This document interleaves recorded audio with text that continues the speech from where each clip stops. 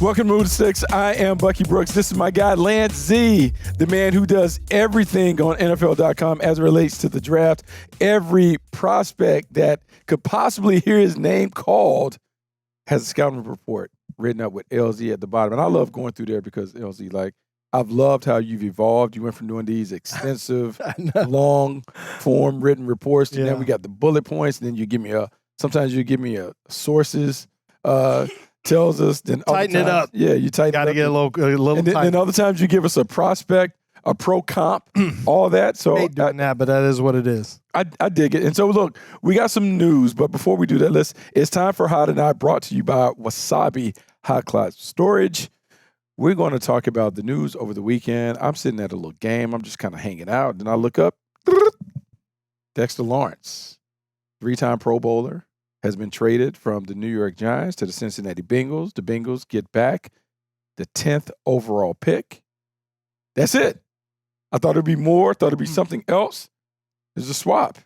Big-time player for a top 10 pick. What are your thoughts initially when you saw it? I mean, right off the bat, I mean, that's a major, major deal. The first thing I thought of was, wow, they couldn't get something done with Dex. Like, Harbaugh coming in. I'll be honest with you. The first thing I thought of was Zay Flowers kind of had something to say about Harbaugh when he left. The practices are padded. They're too much. Yeah, it's too heavy. And then, now we've got a top defensive tackle that ends up leaving. They couldn't come to an agreement. And I don't know if that's Harbaugh's influence of saying, hey, we can find this position, or we're going to, I found it curious. Because I thought they would do another deal, but they may not. They just may have just said, look, we're not going to do another deal. We did a deal, and this is a deal we're doing. And honestly, we can move on and kind of reset with what Harbaugh wants to do. Now that he's here, we can reset. We got 2 top 10 picks now. So I was surprised. I mean, for the Bengals, you're not going to run much on them. And then he's got some pocket push. He can really rush. I know every time I looked into the Bengals' needs, it always came back same thing. Need an interior rush. One of the things they need is interior rush. I'm like, you're not going to find a lot of that in this draft. Not in this draft. So what they did was they went and traded for it. So what's is crazy, and I know people on the surface are going to be like, well, wait a minute. You don't pay Trey Hendrickson, but you do pay Dexter Lawrence. Yeah. Like, make it make sense if you're a Cincinnati Bengals fan. I will say, from the outside looking in, what happens is when you have Dexter Lawrence on the inside, all of those unproven guys on the outside, at least they're going to get one-on-one matchups. And the one thing that the Giants, and they'll have to make note of this, a lot of people laid off Dexter's plate, meaning he's commanding double teams, so Brian Burns can get his one-on-ones, Abdul Carter can get one-on-one, Kayvon Thibodeau and some of the linebackers on blitzes, everyone's getting one-on-ones because 97 was commanding so much attention in the middle. In Cincy, I wonder, with all the attention that will be on Dexter Lawrence, will that jumpstart Shamar Stewart, Chris Jenkins Jr., some of these other guys that they have in the mix, will they have an opportunity to finally win some of those one-on-one opportunities because so much attention is on the big guy? Well, I mean, look, you put a lot of draft capital into that position. You put a lot of attention into that position. So you're hoping it's shoe, fly, shoe, and you push some of that, you get into the pocket and you're able to force quarterbacks to get uneasy and maybe start rolling out right, rolling out left around the tackles, and then before you know it, then it's easier to eat if you're a defensive end, if you're a rusher on the exterior, if the interior is collapsing. But so I think that's part of it. I think it's part of it. And listen, here's my thing though on this. Dexter Lawrence, how much longer is he going to play? I mean, he'll play for a while. How much longer are you going to have club control? Yeah, I think it's 3 years total. Yeah, they get 3 years. It's not bad, but it's a 3-year window, basically, right, Buck? Yeah, it's a 3-year window to push him into his 30s. And let's be honest. Now, here's the fear factor. If you're the Bengals, Dexter Lawrence came in and reportedly weighed 394 pounds. Yeah, that's a concern. There's some big guys. Now, I did look at social, and I saw the Bengals were working out. Dexter Lawrence was there working out with him. They got him in the building early so they could work him out. And so he will have his weight right by the time. But you do get concerned when guys get older, it becomes a little harder to shed those pounds. But let's talk about the Giants, because now you're the Giants, you're in the top 10. You got 2 picks, 5 and 10. You have needs where you have a young quarterback. You can either surround them with a supporting cast that's upgraded, whether it's running back, wide receiver, or offensive line. You have a defense now that has a hole in the middle, but there's some really good pieces. Those 2 picks, Lance Z, you're in that seat. What are you thinking? What are you shooting for? Well, so I'm going through my final mock draft right now, and it's interesting because it puts you in the mode of, all right, well, how do we do this? Because we know we want a wide receiver, but we also like Sonny Styles. We like Caleb Downs. So how do we maneuver this? We got 5 and 10. Is there any way to maneuver this to where we get what we want? And I think the only thing you can do is consider every scenario I went through. I just can't find a way that Styles gets to 10. I can't find a way for Caleb to get to 10. And I can't find a way for Tyson or Carnell Tate to get to 10. I think the only way that happens is if the Saints surprise everyone and don't go with a wide receiver at 8. So if that were the case, maybe one of them would fall. So right now, I think you got to play your board and just say, what you could do is say you got 1-1 with Sonny Styles. So if he's on the board, we take him because he's the only first-round linebacker. Caleb Downs is a real difference maker and an attitude and an energy guy. We could take him at 5. The wide receivers, let's be honest, I don't know if either one of them is a wide receiver. One, you don't need it. You don't need it. So what I ultimately did was I think I ended up going Caleb Downs there at pick number 5. I have Styles going 4. I had Jeremiah Love 3. That's for another time. But my thought was, it's easier to find wide receivers. Absolutely. So you gotta go either Downs or Styles, whoever's left for you at 5. You hope one of the wide receivers falls to you at 10, and if it doesn't, draft a tackle. Go get Mainoa or Fano who can play guard and then bounce over to tackle when Jermaine Illuminor's contract's done. And it does make sense if you're the New York Giants. So here's the thing, and they don't want to get pigeonholed because naturally when we talk about it, this element leading to the draft, there's a fantasy football feel to it, like, we got to get playmakers and this and that. Right. To me, this is the culture setter. This is the tempo setter. If you're John Harbaugh, this is what we're going to be about. So I'm curious to see who's his first pick because it has to represent what he feels about the game, and then who's the second one. And the last time they had those 2 top picks, they had Evan Neal and Kayvon Thibodeau. Yeah, you're talking about the Giants. Talking about the Giants. So you got mixed results. They have to knock this out of the park when it comes to it. I want to talk to you about another thing because, there's some buzz, word on the street. We talk about the Cowboys and Cowboys moving up, and people kind of have started talking about the Cleveland Browns at 6. I saw all these mock draft reports. It seemed like they're open for business. You really think the Cowboys going to jump up into the top 10? I think they could. And the reason's simple is, so they've got 2. It really depends on what happens for me at pick number 3. If Arizona gets froggy and takes Jeremiah Love, what happens at 4? What happens at 5? I mean, if the Cowboys are sitting there and Sonny Styles, they got a need at inside linebacker, and Sonny Styles there. We just got done talking about it. Now it's a good linebacker draft, right? But Sonny's a little different. Now I've got Sonny Styles going to Robert Saleh at 4. Okay, so then you have to if Caleb Downs is off the board, then who would the Cowboys? Would the Cowboys jump up? Well, in my scenario, Arvell Reese could slide to. Yeah. So I think maybe Caleb. I think Caleb, the Ohio State guys, Sonny, Caleb, and Arvell Reese, they all have something kind of different and unique about them. And I think we could see Dallas. They got 2 in the first round. I think we could see them maybe become players in the aggressive trade up. I had a little birdie tell me today that they're one of the ones who are really, working the phone lines right now in advance, potentially looking for something on draft day. So I would not put it past the Dallas Cowboys to jump into. Now, what I don't love, and I know Adam Schefter had this, he had a scenario where they go to 5.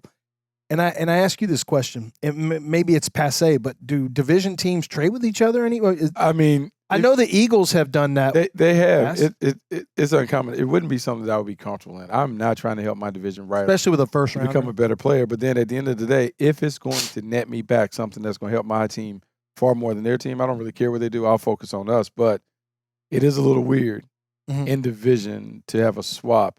I think I would tell them, hey, you're going to have to find somebody in front of us or behind us, but I'm not giving them my pick to help your team get better. Right. That's kind of how I feel. I wanted to make a little 5-12, and I'm like, that's not going to happen. I'll do a 6-12, but I'm not doing a 5-12 because I don't think the Giants will.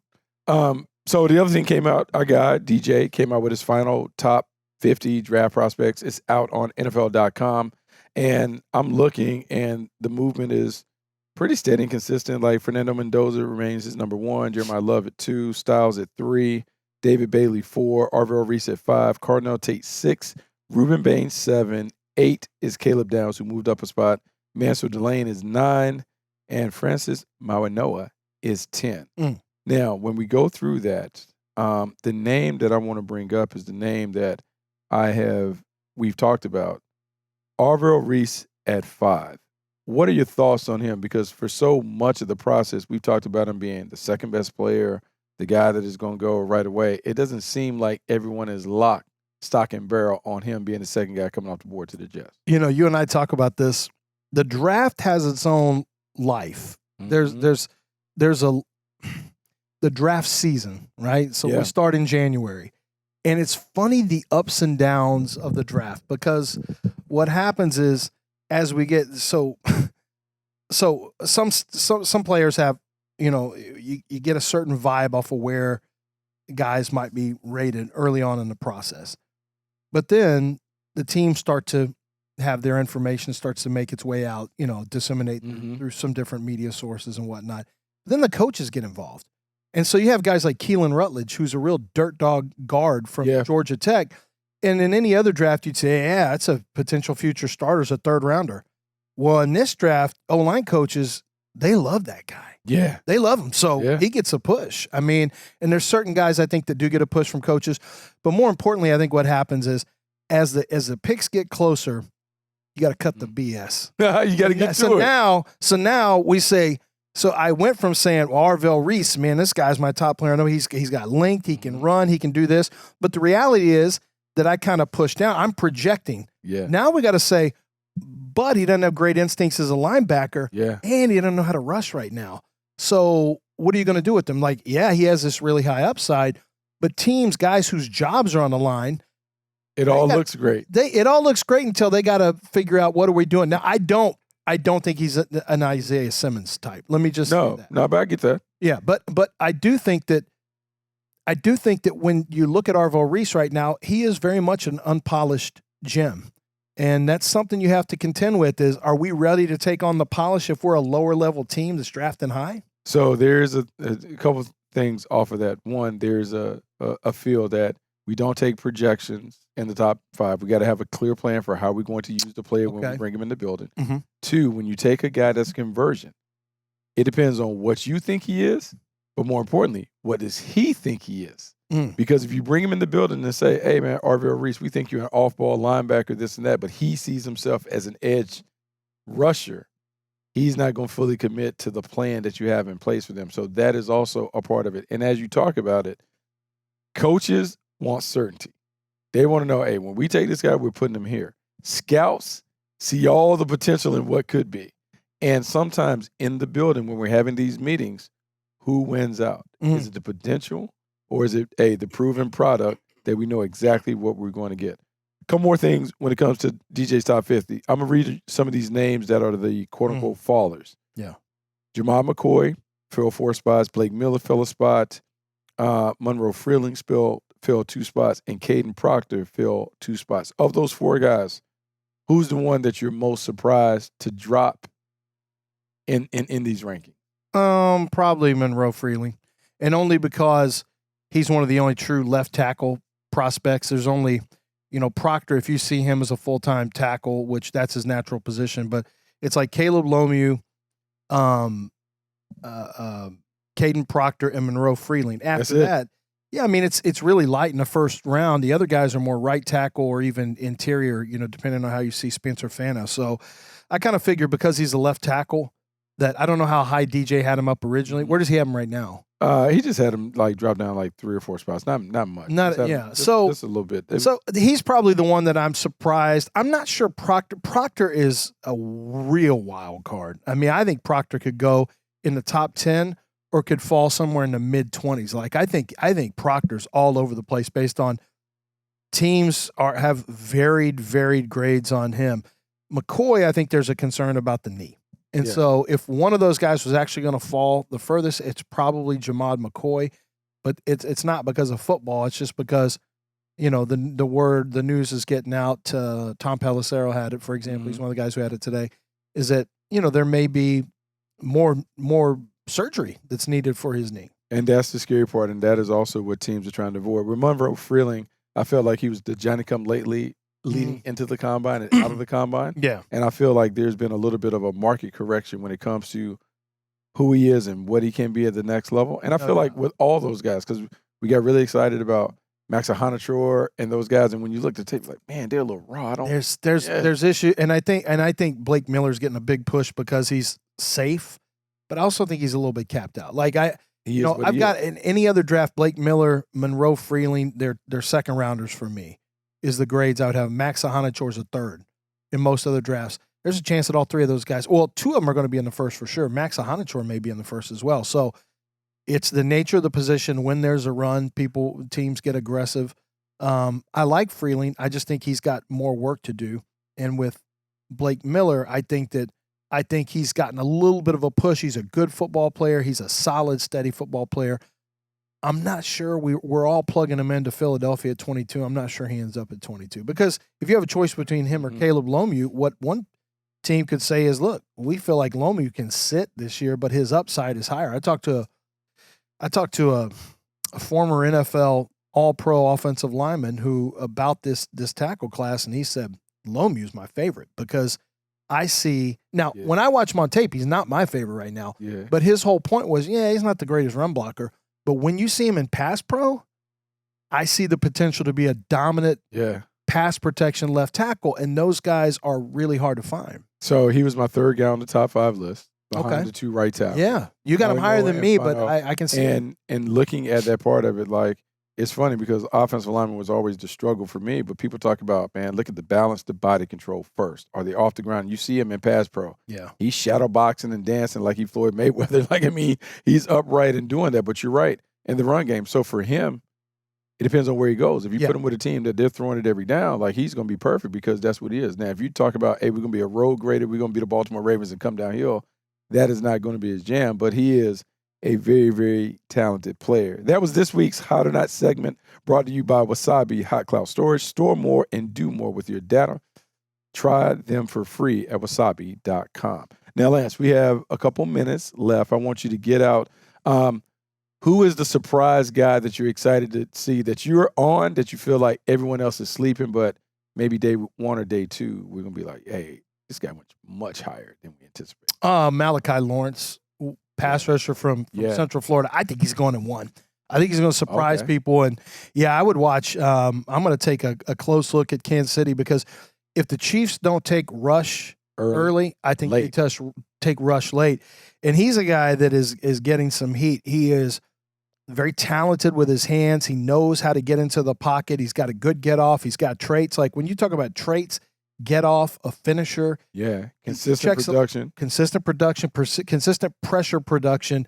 He checks a lot of boxes. And so I think people are sleeping on him a little bit just because it's a deep rush, but it's going to be tackles are going to go in the first, wide receivers are going to go in the first, and I think the other position is going to be edge that's going to really push. So I liked him, and I liked him because you can see his production over time. He had 2 seasons with 7.5 sacks. You see the effort and the energy that he plays with. He tested like bananas at the combine. So then you begin to put it together, production, the potential, the prototypical traits and all that. Like, he is one that is really, really interesting to me. The guy that I'm curious about is, look, there was a lot of conversation about Emmanuel McNeil-Warren. Early, he was up there. Then he kind of came down, and I'm trying to figure out where he is. The thing for me when it comes to EMW, I have this thing where people talk about small school production versus big school production and where they are. And then when I watch him, I'm really excited about like some of the things that you see, but then I'm like, okay, how quickly is that going to translate? And then people tell me, well, Quinyon Mitchell, he was able to do it. But remember, it took him like a year before he settled in to do it. We're talking about a first. How different is it between corners and safeties? In the safety world, what you're talking about is instincts, awareness. What are your communication skills like? Can you get everyone lined up or those things? Do we have to have a veteran back there that allows you to play to your strengths? He is someone, we talk about the triangle, and the new triangle is strong safety, free safety, nickel. Can he do those things in the triangle in the middle of the field? And he shows that. And, man, look, he will knock the taste out of your mouth downhill. And I think people talk about Petrie from Houston and the impact that he had. There's some of that in his game. I'm just curious, like, where does that go? And does that go before Dylan Thieneman? Because I feel like after the combine, Thieneman shot up with a bullet. Is there a correction coming? Yeah. I mean, just one. Yeah, he's another one. I like both those safeties. I had second round grades on both of them, and but I understand like a grade versus where you're going to go, kind of two separate things. It depends on the draft, but your grade should be your same grades. It should be the same every year because your grade is this is how I think he's going to play by the end of year 3. Right. I expect to see this player do these things, and where they go, they go. But my grade is based on here's how I saw him as a player. That's exactly right, and I think. Thieneman, I just the push kept getting higher and higher and higher, and that's like a car going downhill. It's out of control.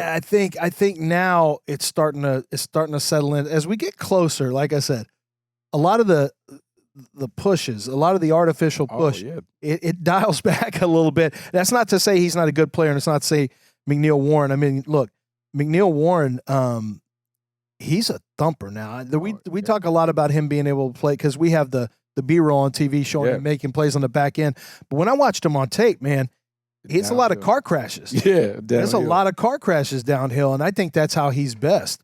Thieneman is more of one of those guys who plays on the back end, and I think he and Downs, I think all three of those guys, Downs, McNeil Warren, and Thieneman are all very different. Thieneman I can see being the most multiple. He can play split safety, he can play on the post, he can match up.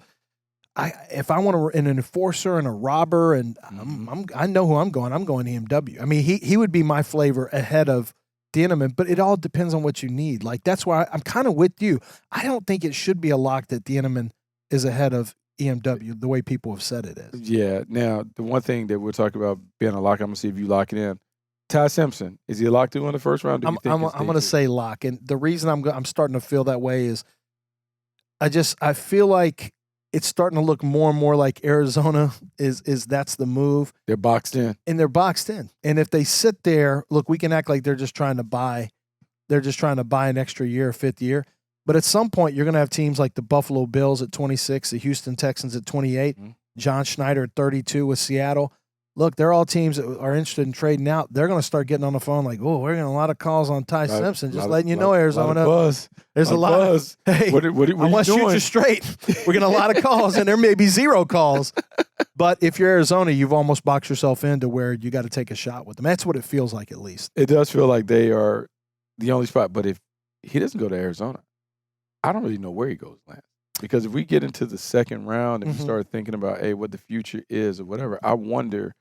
And everyone says, oh, the LA Rams or whatever. But here's the thing. I've never seen Sean McVay work with a younger quarterback.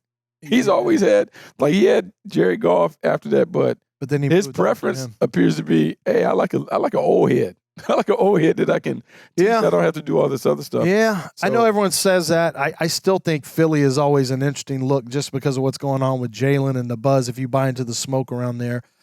I did a little research last year before the draft, and it is amazing what percentage of quarterbacks go in the first and in the third. Not a lot going to second. No, that's not the sweet spot. I mean, Shuck did last year, but it is not the sweet spot. They either say, look, you're a first or you're a backup who might have starting potential. They don't like the second round, and the reason's simple. You're getting the cast-offs of the quarterbacks, right? You're already past the best quarterbacks, and this is where some of the best defensive tackles are. It's where your best guards are. Where your running backs come from. Your running backs come from. Yeah. So we're going to draft a maybe quarterback in the second instead of these future starters. Teams don't like that. Man, I am fascinated about the Ty Simpson discussion. We will have Ty Simpson and all the other prospects covered on draft day. Move the sticks. We're going to make sure we take care of you after day 1 and day 2. We're going to have coverage. Make sure you keep it locked. For Bucky Brooks, Lance C., this is Move the Sticks. We will see you after night 1 of the draft.